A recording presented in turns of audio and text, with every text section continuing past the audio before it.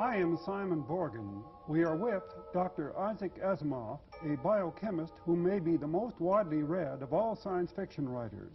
He has written 155 books and hundreds of magazine articles and short stories. Dr. Asimov's books are translated wherever books are published, and there is no such thing as an Asimov book that doesn't sell.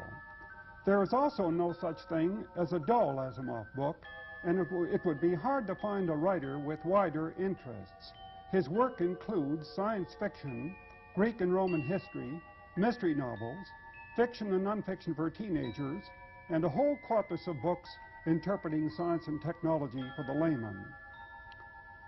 Dr. Asimov has co-authored a medical textbook, and there is Asimov's Guide to Shakespeare and Asimov's Guide to the Bible, as well as a history of the United States. As a professional biochemist, Dr. Asimov is unique among science fiction writers, but it might be more accurate simply to say that Dr. Asimov is unique. He was born in Russia, near Smolensk, and brought to New York at the age of 3.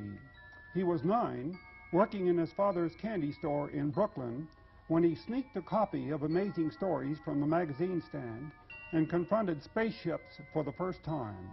He had already scribbled his first novel, The Greenville Chums at College, into a 5-cent copybook. A brilliant student and possessed of a phenomenal memory, Asimov entered Columbia University at 15. He sold his first science fiction story at 18. By the time he had worked as a Navy chemist during World War II and returned to Columbia to get his doctorate, he was earning his living by writing science fiction. He sold his first book in 1949, just as he joined Boston University Medical School to teach biochemistry. After 10 years of teaching, Dr. Asimov found that it was confining to be able to write only on weekends, and he quit teaching so that he could devote full time to writing. Dr. Asimov's readers will no doubt find it painful to think of how much they might have lost had Boston University continued to claim 5/7 of Dr. Asimov in the past 15 years. At Dr. Asimov's current rate of writing, he will have produced 200 books by 1980. He isn't likely to tire or to slow down. Dr. Asimov's idea of a vacation is being left alone at his typewriter.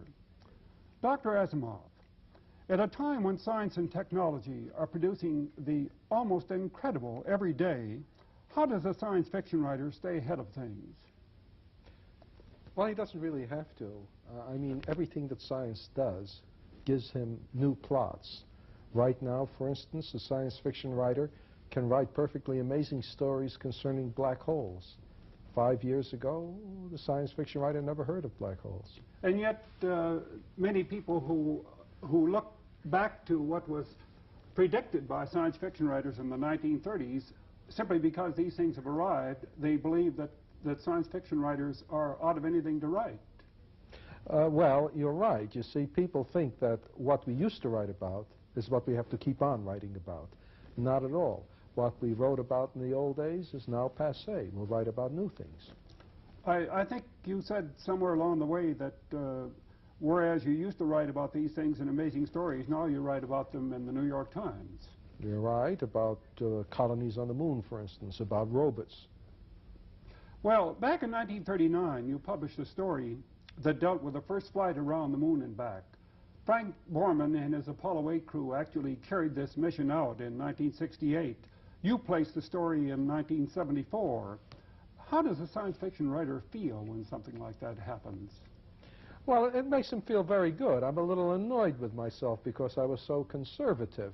You see, I'm 6 years behind, and also I didn't allow for all the various things we did before then, men in flight, men docking, mid-course corrections. I just had someone get into a ship and go around, one man. And it makes me feel as though I wish I could do it more often. But as a matter of fact, if you go through all my books, you'll find that the number of things I've spoken about that have really come true are very small. That probably goes for other science fiction writers as well. Oh, yes. When people talk about how science fiction writers predict the present, it's because they've gone through a large corpus of work and picked out certain things. We can't just predict. There isn't enough story material and straight prediction. We make up futures. It doesn't matter whether we really think they'll come to pass or not, but we ask ourselves only, will this be interesting to deal with? Will this make a nice story? And then if some of them do come true, well, good. I think you wrote an essay called called Escape from Fantasy to characterize what you thought the essence of science fiction was. Most people think it's a flight into fantasy. I think the title is Escape to Reality. Escape to Reality, I'm sorry. Right. Well, that's because, you see, when you think of the future, you try to make it as plausible as possible. Back in 1933, for instance, there were science fiction stories dealing with a world in which all the oil and coal had been burned up.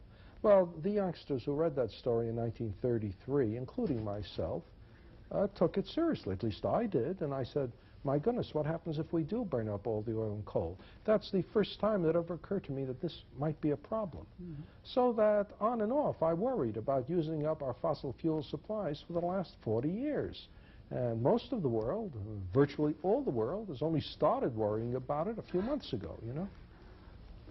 I read a comment recently by a Russian scientist about an H.G. Wells story. It's called When the Sleeper Wakes.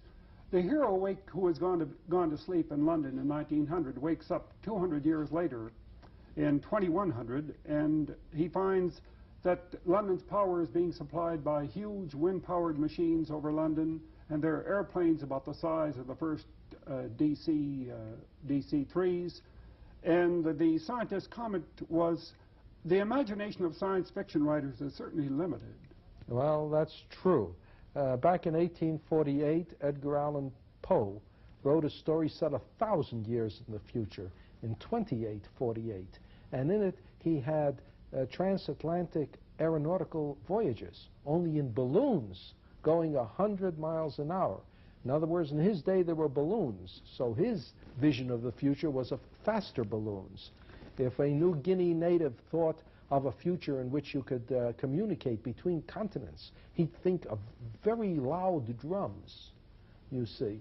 It's very difficult, really, to visualize the real future.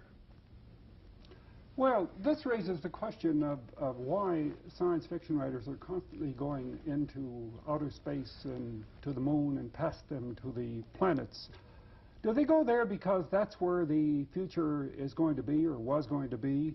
Or do they go there because, as a device of the novelist to set up a controlled environment? I suppose there's a little truth in both. The entire history of mankind has been that of crossing the hilltop to see what's in the next valley. Mankind has been exploring the earth for thousands of years. Somehow, just because we have now explored the entire earth, even Antarctica and Greenland, it seems a shame to stultify this impulse of ours, and the next thing to explore is the moon and the planets. That's one thing. It's sort of an analogy from the past, an extrapolation forward. But then another thing, the environments on these other planets are made to order for our purposes. Mm-hmm. Strange environments, the possibility of new forms of life. This takes the place of stories in the old days about mysterious islands in the Pacific or hidden civilizations in the Amazon Valley and so on. You couldn't produce that kind of heightened consciousness if you set your story in New York City, for instance. No, it gives us an interesting background. And then, of course, no matter how strange the background is, what goes on in the foreground should, if it's a good story, illuminate the human condition. One of your stories, one of your books, suggested something so fantastic as a nuclear submarine floating within the bloodstream so that the crew could do an operation on the human brain. What story was that?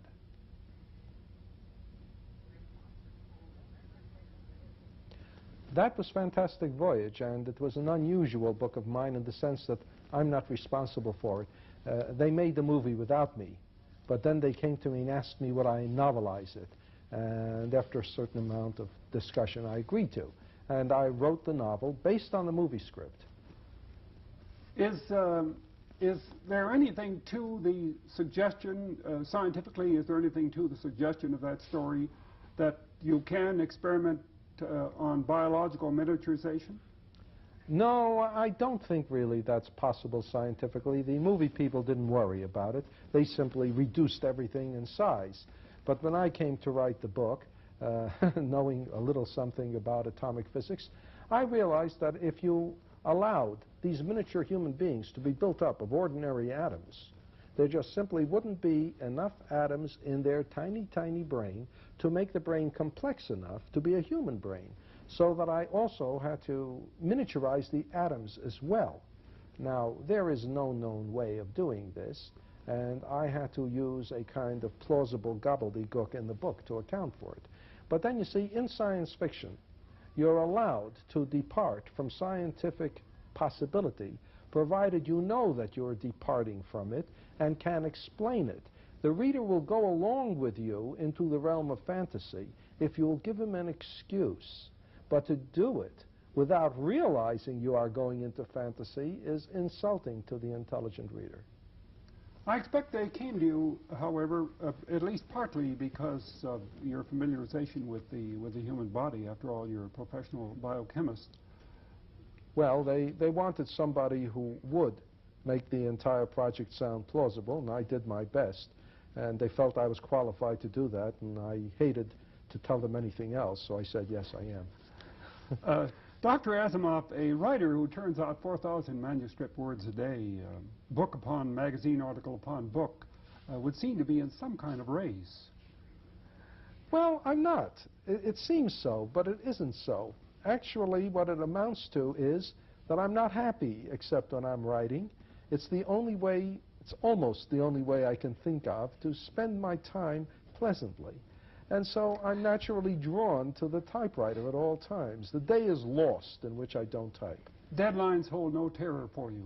No, because I know that if I have an article to write, I can generally write it without trouble whenever I sit down. So if there's an article that must be written within, say, 2 weeks, as there happens to be one, I'm not concerned because sometime before the 2 weeks is up, I'll sit down, and whatever day I sit down on, by the end of that day, the article will be written. A colleague of yours once said that if he read all of your books, he wouldn't have time to write any himself. Well, it's reversed in my case. Considering how much I write, I'm having very little time in which to read anyone else's. I think it's a book a month? For the last 4.5 years, it's been a book a month. I mean, it's not something I've set myself as a goal. I just worked it back, and I said, my goodness, it's a book a month. I think there's a general impression that the best science fiction writers are American and British. Is that your opinion? Well, it's hard for me to say. I read science fiction only in English, and my own surroundings, my own circle of friends are all the English-speaking science fiction writers. But I know, for instance, that right now Stanislaw Lem, a Polish science fiction writer, is considered one of the best in the world. And there are science fiction writers in the Soviet Union that are highly thought of. And I suspect that in time to come, more and more there'll be a diminution of the English-speaking domination of the field. More and more we will be aware of non-English science fiction. Dr. Asimov, would you have been in favor of sending a science fiction writer to the moon as an astronaut? Well, maybe, but not this science fiction writer. I'm not only too old, I'm too scared. Well, what might we have gotten that we haven't gotten, assuming that a science fiction writer qualified as an astronaut? I would say we might have gotten a more dramatic description of what had happened. The astronauts we do have tend to be extremely stable individuals who simply, by the mere fact that they're not afraid to undergo this, to me, absolutely terrifying experience, means that they can look at everything with a kind of calm eye. In addition to which, they are not chosen for their poetic flights of the imagination. There's no reason they should be. So that it is enough for them to describe something as, gee, it's beautiful. And if you had a science fiction writer there, he might have, instead of, gee, it's beautiful, written some 5,000 words of gorgeous description. Memorable prose. Yes. I'm interested, and I think everybody is interested, in the 3 laws of robotics. Could you explain those? Well, back in 1939, I began writing robot stories. And by the time I'd written 2 and 3, there was a pattern in these stories which John Campbell, the editor of Astounding Science Fiction and my literary father, pointed out to me. He said I was having my robots behave as though they were guided by 3 laws. The first law was that a robot couldn't hurt a human being or through inaction allow a human being to come to harm. The second law was that a robot had to obey orders given it by human beings, provided that didn't conflict with the first law. And the third law was that a robot had to protect its own existence, except where that would conflict with the first 2 laws. And after that, I always used them, and the stories evolved out of those 3 laws, out of the mutual contradictions, out of the ambivalences, the incongruities, and so on. And well, the interesting thing is that scientists say that when robots are built, that they may be built according to these laws, and also that almost all science fiction writers have adopted them as well in their stories. That's true about the science fiction writers adopting them. They are now taken for granted. No writer actually quotes them except myself. But the readers are so used to it now that they know it, and they take it for granted. And somebody writing in an architectural journal pointed out that these laws hold for tools generally. Number 1, a tool must be safe to use. And 2, provided it is safe to use, it's got to do what you want it to do. And 3rd, provided it is safe to use and it does what you want to, it's got to last. But could your 3 laws of robotics be overloaded on the side of humanism? There are those who believe that the machines we create are going to be Frankensteins.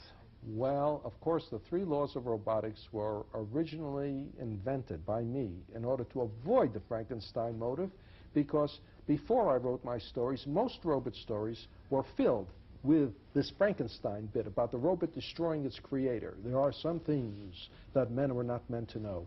However, having worked with the 3 laws for 35 years practically, I was asked to write a robot story to end all robot stories, so I wrote one in which robots became so intelligent that by any reasonable definition they defined themselves as human beings, you see. So that now the 3 laws of robotics became the 3 laws of humanics. And we're right back to the Frankenstein motif. I received letters from readers saying, does this mean you're never going to write any more robot stories? And I wrote back saying, don't worry, if I think of a good robot story, I'll write it anyway.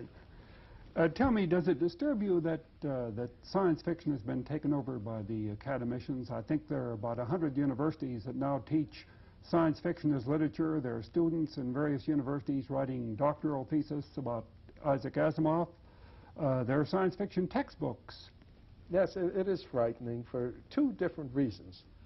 In the first place, as you say, people are now getting master's degrees and working for their doctorates, analyzing my stories. There is a course given in the University of Dayton, Ohio, entitled The Science Fiction of Isaac Asimov, 3 points, 3 college credits.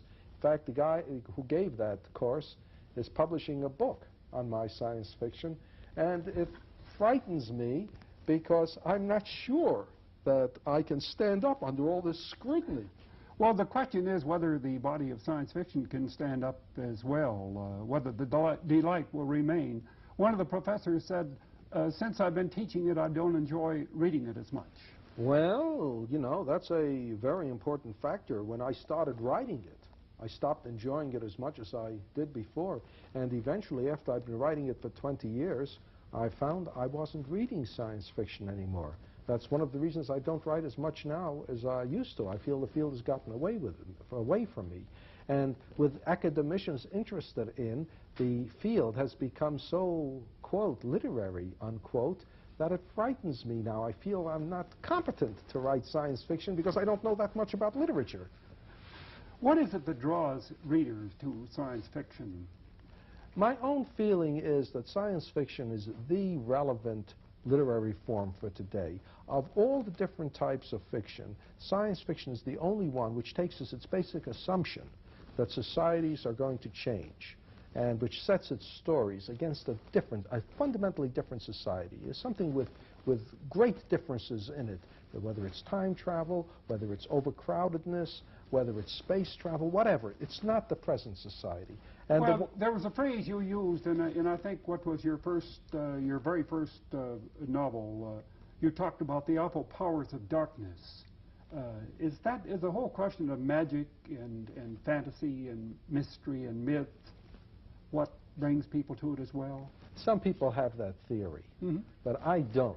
I see. Because there is real fantasy now. There are, for instance, the Lord of the Rings, that trilogy. There is Tolkien one. Watership Down right now is an excellent fantasy by a fellow called Adams. People who want that can still find it undiluted. No, I think science fiction refers to different societies which are connected to ours through scientific and technological change. There is always that feeling that we are heading right now rapidly into changing societies.